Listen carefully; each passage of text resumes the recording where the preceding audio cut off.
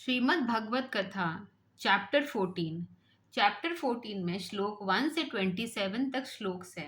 आज हम कुछ श्लोक की व्याख्या करेंगे। श्लोक 1। श्री भगवान ने कहा, पुण्य में सारे ज्ञानों में सर्वोत्तम ज्ञान को कहता हूँ, जिसे जानकर सभी मुनिजन यहाँ से परम सिद्धि को प्राप्त हुए हैं। तात्पर्य। अब भगवान श्री कृष्ण अर्जुन को पुण्य सर्वोत्तम ज्ञान ब्रह्म ज्ञान का उपदेश कर रहे हैं। संसार की जितनी भी विद्याएं हैं वे सभी अपराधी विद्या हैं। पराविद्या अर्थात ब्रह्म विद्या सर्वोपरि श्रेष्ठ है, क्योंकि इसका अनुष्ठान करके ही व्यक्ति परमात्मा की प्राप्ति करता है। परमात्मा की प्राप्ति द्वारा ही ऋषि मुनियों के परम पद अर्थात मोक्ष की प्राप्ति की है। श्लोक 2।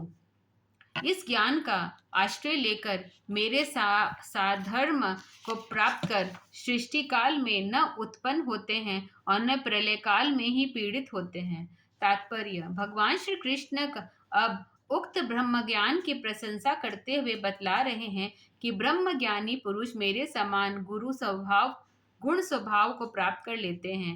भगवान श्री कृष्ण ब्रह्म विद्या योग के उच्च पद प्राप्त महान पुरुष हैं। ऐसी आत्मस्थिति प्राप्त आत्माएं जन्म मरण से मुक्त हो जाते हैं। वे परमात्मा के चेतन आधार पर सदा स्थित रहते हैं। सृष्टि काल में वे शरीर धारण करने के लिए बाध्य नहीं होते और प्रलय होने पर अन्य देहधारियों की तरह से पीड़ित नहीं होते।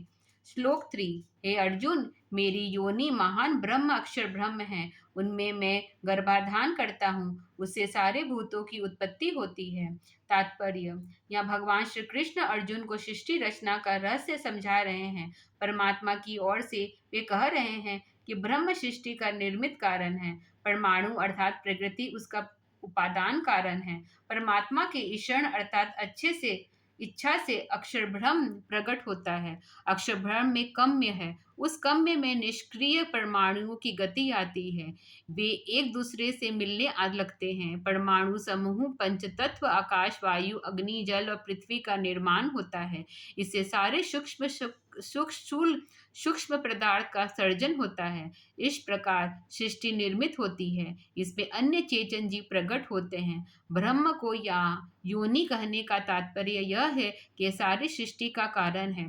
पर ब्रह्म अक्षर ब्रह्म को प्रेरित करता है, अतः उसमें वह गर्भ धारण करता है, ऐसा बतलाया गया है। श्लोक 3। श्लोक 4। हे कुंती पुत्र, सभी योनियों में जो मूर्तियां अर्थात नाना रूप आकार प्रकार के शरीरधारी उत्पन्न होते हैं, उन सब की उत्पत्ति का कारण महद ब्रह्म है। मैं उसको उत्पन्न करने वाला बीज प्रदाता पिता हूँ।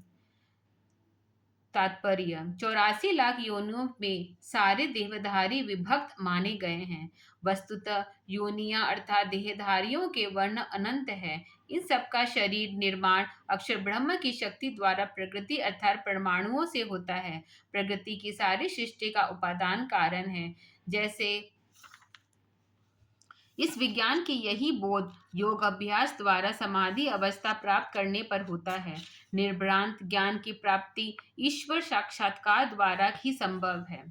श्लोक 5। हे अर्जुन, रजोगुण तमोगुण और सत्वगुण ये सभी प्रकृति के उत्पन्न तीनों गुण अविनाशी आत्मा के शरीर से बनते हैं।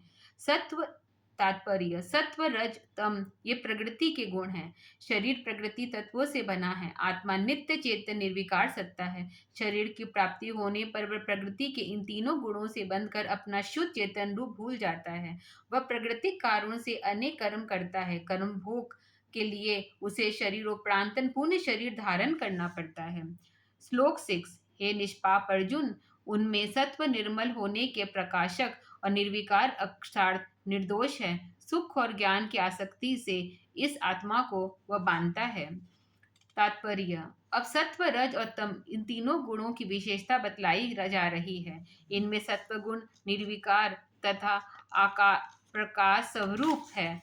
शारीरिक सत्वगुण के आधिक्य का ही प्रमाण है। सत्वगुण के प्रभाव से आत्मा प्रकृति ज्ञान और सुख के लिए सचेष्ट होता है। वह प्रकृति ज्ञान और सुख प्राप्ति में बंध जाता है। अतः सत्वगुण अन्य दो गुणों से श्रेष्ठ होते हुए भी आत्मा के बंधन का कारण है।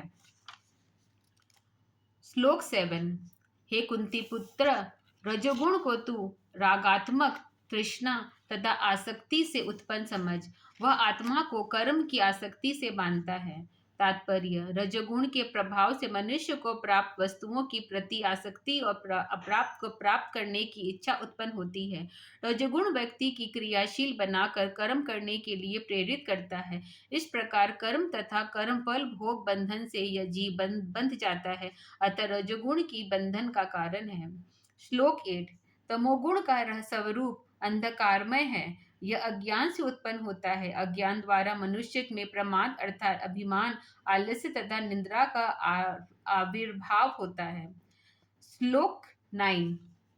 हे अर्जुन, सत्वगुण सुख में, रजोगुण कर्म में और तमोगुण ज्ञान को आच्छादित का प्रमाद में लगाता है। तात्पर्य: सत्वगुण के उदय होने पर मनुष्य प्राकृतिक सुख भोग के लगता है। रजोगुण द्वारा प्रकृतिजन्य सुख की प्राप्ति के लिए वह कर्म में प्रवृत्त होता है। ज्ञान के तमोगुणी द्वारा ढक जाने से उचित अनुचित का विवेक नहीं रह सकते के कारण मनुष्य न करने योग्य कर्मों को करके पतनोन्मुख हो जाता है। इस प्रकार तीनों के तीनों गुण मनुष्य के लिए बंधन के कारण होते हैं। श्लोक 10। हे अर्जुन, रज और तम को दबाकर रजोगुण होता है, बढ़ता है। सत्व और तम को दबाकर रजोगुण तथा सत्व और रज को दबाकर तमोगुण बढ़ता है। तात्पर्य: तत्व, रज, तम ये तीन गुण सर्वदा मानव शरीर में रहते हैं। इनमें से किसी एक का प्रभाव अन्य दो गुणों की अपेक्षा एक समय में अधिक परिलक्षित होता है। मनुष्य उसी गुण से प्रभावित होकर उसी समय तदनुसार कर्म प्रवृत्तित होता है। तीनों गुण समान रूप से एक ही समय अपना प्रभाव नहीं प्रकट कर सकते। श्लोक 11। जिस समय यह शरीर के सभी द्वारों में प्रकाश एवं ज्ञान उत्पन्न होता है, तब सत्वगुण बढ़ जाता है, ऐसा समझो।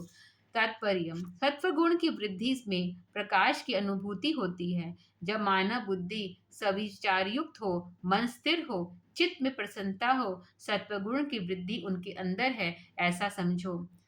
श्लोक 12। हे भरतश्रेष्ठ, लोभ, प्रवृत्ति, कर्मों का आरंभ, अशांति, इच्छा से ये सब रजोगुण की वृद्धि से उत्पन्न होते हैं। तात्पर्य: रजोगुण चंचलता तथा क्रियाशीलता उत्पन्न करता है मनुष्य में। जब चित्त चंचल हो और कर्म करने की प्रवृत्ति हो, तब उस समय रजोगुण की वृद्धि हुई है, ऐसा समझो।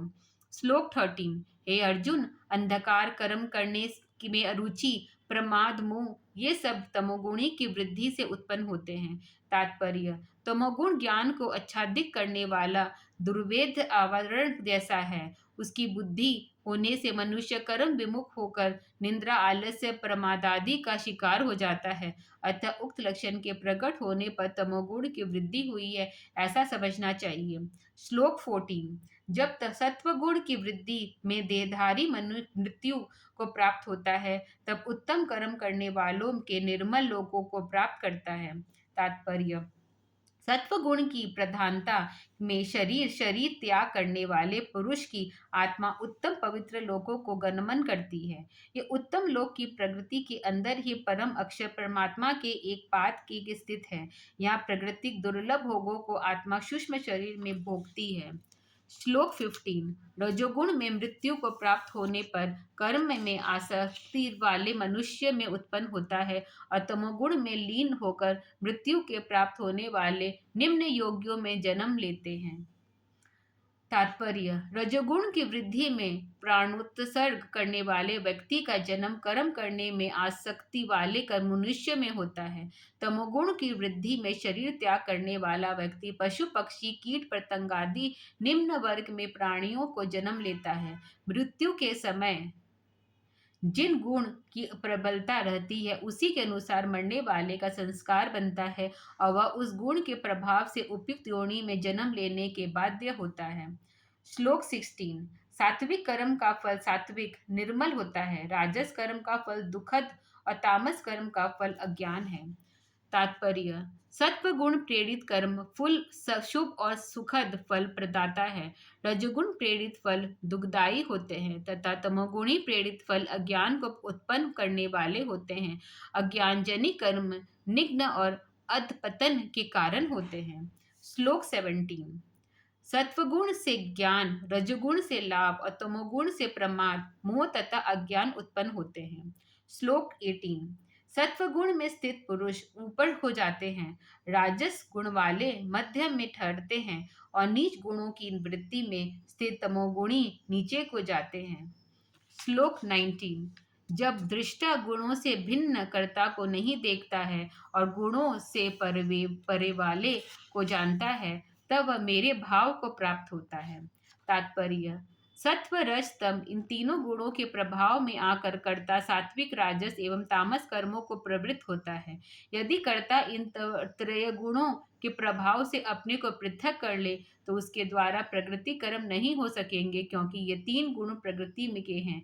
आत्मा द्वारा प्रकृति से परे जो शुद्ध चेतन कारण द्वारा चेष्टा होती है वह कर्म नहीं है।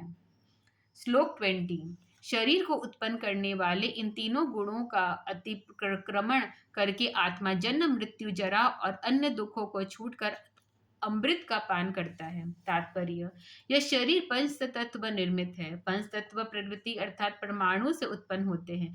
प्रकृति के सत्व, रज, तम ये तीन गुण हैं, अतः इस शरीर की उत्पत्ति के कारण ये तीन गुण हैं। देह स्थिति आत्मा जब इस तीनों गुणों अर्थात प्रकृति से परे होकर अपना शुद्ध चेतन स्वरूप प्राप्त कर लेता है, तब वह गुरु विधान से परमात्मा को प्राप्त करता है। परमात्मा अमृत स्वरूप है, अतः आत्मा परमात्मा स्वरूप अमृत का पान करता है। अब वह सारे बंधन से मुक्त हो जाता है और उसे पुण्य शरीर धारण नहीं करना पड़ता। श्लोक 21। अर्जुन ने कहा, हे भगवान, किन किन चिन्हों के प्राणी इन तीनों गुणों का अतिक्रमण करने वाला समझा जाता है? गुणातीत पुरुष का आचरण कैसे होता है और कैसे इन तीनों का अतिक्रमण किया जाता है? तात्पर्य: भगवान श्री कृष्ण द्वारा सत्व, रज, तम इन तीनों गुणों का विस्तृत वर्णन सुनकर अर्जुन के मन में यह जिज्ञासा होती है कि गुणातीत पुरुष के लक्षण और व्यवहार क्या होते हैं तथा त्रयोगुणों के अतिक्रमण करने से कौन साधन है। श्लोक 22। हे अर्जुन, जो व्यक्ति प्रकाश अथवा सत्व कार्य, प्रवृत्ति अर्थात राजस कर्म तथा मोह यानी तामस कर्म में समुदभूत होने पर द्वेष बुद्धि नहीं रखता है और उसमें निवृत्त होने पर आकांक्षा नहीं करता है, वह व्यक्ति गुणातीत कहलाता है। तात्पर्य: त्रय गुण संबंधी विभिन्न कर्मों में द्वेष का भाव गुणातीत पुरुष को नहीं होता, क्योंकि वह प्रकृति पार अपनी चेतना को रख कर ही संसारिक सारे कर्मों को करता है। इन कर्मों के न किए जाने की अवस्था में उनके करने की वह इच्छा भी नहीं रखता। आवश्यकतावश ही उसे वे कर्म करने पड़ते हैं जिन्हें वह अपनी चेतन भूमि में स्थित होकर भी अच्छी तरह कर लेता है। श्लोक 23। जो व्यक्ति उदासीन की तरह स्थित होता हुआ गुणों द्वारा विचलित नहीं होता, गुण अपने आप में प्रवृत्त होते रहते हैं, ऐसा समझकर जो शांत रहता है और अपने स्वरूप से चलायमान नहीं होता, वह गुणातीत है। तात्पर्य: प्रकृति के कर्मों को करता हुआ भी जो व्यक्ति उनमें आसक्त होता है और उनके सुप्रभाव से नहीं आता तथा प्रकृति के कार्यों को अपनी चेतन सत्ता से प्रकृति के पृथक रहकर करता हुआ शांत रहता है, वह गुणातीत है। योगी ज्ञान पूर्वक अपनी आत्मचेतना को प्रकृति से पृथक रखकर प्राकृतिक सारे कर्मों को करता है और प्राकृतिक तथा उनके गुणों को अपने से पृथक अनुभव करता है, ऐसा योगी गुणातीत कहलाता है। श्लोक 24। जो व्यक्ति सुख दुख के समान भाव से रहता है, जो आत्मा में स्थिर रहता है, जो मिट्टी पत्थर एवं स्वर को समान दृष्टि से देखता है, उसको प्रिय तथा अप्रिय एक समान है, जो निंद्रा और प्रशंसा में एक रूप स्थित रहता है, वह गुणातीत कहलाता है। तात्पर्य: सुख दुख का अनुभव आत्मा को मन से मध्यम से होता है। योगी अपनी चेतना मन में पृथक रखता है, अतः उसे सुख दुख का अनुभव विचलित नहीं करता। जिन योगी की आत्मचेतना परमेश्वरवान परमात्मा से जुड़ी रहती है, उसके लिए मिट्टी पत्थर व स्वर का समान मूल्य है, क्योंकि वह तो विश्व में परमेश्वर्य का अधिकारी बना होता है। संसारिक लोगों द्वारा की गई निंदा अथवा प्रशंसा से उसके मन में क्रोध अथवा प्रसन्नता का भाव नहीं उत्पन्न होता। श्लोक 25। जो व्यक्ति मान तथा अपमान में समान रूप से रहता है, जो मित्र पक्ष तथा शत्रु पक्ष में समान भाव रखता है, जो समस्त अध्यवसायों का प्रत्याग करने में सामर्थ्य है, वो गुणातीत कहलाता है। तात्पर्य: मान अपमान से वही विचलित नहीं होता जो जगत की सभी उच्च प्रतिष्ठाओं से बढ़कर उपयुक्त परमात्मा प्राप्ति रूप प्रतिष्ठा में प्रतिष्ठित हो चुका है।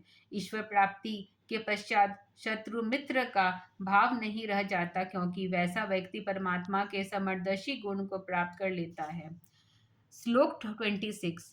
जो व्यक्ति अन्य भक्ति योग के द्वारा सेवा करता है, वह सत्व रस तम तीनों गुणों का अच्छी तरह अतिप्रकमन करके ब्रह्म भाव अर्थात मोक्ष का अधिकारी होता है। तात्पर्य: यहाँ अर्जुन को भगवान श्री कृष्ण गुरुपद की महत्ता बतला रहे हैं। ब्रह्म विद्या की उपदेशक आचार्य की सेवा करने वाला जिज्ञासु सद्गुरु के गुरु क्रियात्मक साधन को प्राप्त करता है। श्लोक 27। मैं परमात्मा की प्रतिष्ठा हूँ, वह परमात्मा अमृत निर्विकार शाश्वत धर्म स्वरूप तथा आत्मतिक आनंद स्वरूप है। तात्पर्य: यहाँ भगवान श्री कृष्ण गुरुपद के अर्जुन को उपदेश दे रहे हैं कि वह परमात्मा अमृत सागर है, निर्विकार है, नित्य है, धर्म का स्वरूप है तथा आनंदमय है। सद्गुरु परमात्मा का संदेशी दूत होता है। वह जीवों को परमात्मा तक पहुंचाने का माध्यम है। अतः परमात्मा की भक्ति करने वाले पहले सद्गुरु की सेवा भक्ति करें, यही गीता का उपदेश है। व्यक्ति रूप में सद्गुरु परमात्मा का ही प्रतिमा है। परमात्मा चेतन अनंत सत्ता है। उनका ज्ञान व्यक्ति रूप संपन्न सद्गुरु से भी जीवों को प्राप्त होता है, जिसके परिणाम स्वरूप जीव त्रयताप को छूटकर परमानंद को प्राप्त करते हैं। कल हम चैप्टर 15 स्टार्ट करेंगे। राधे राधे।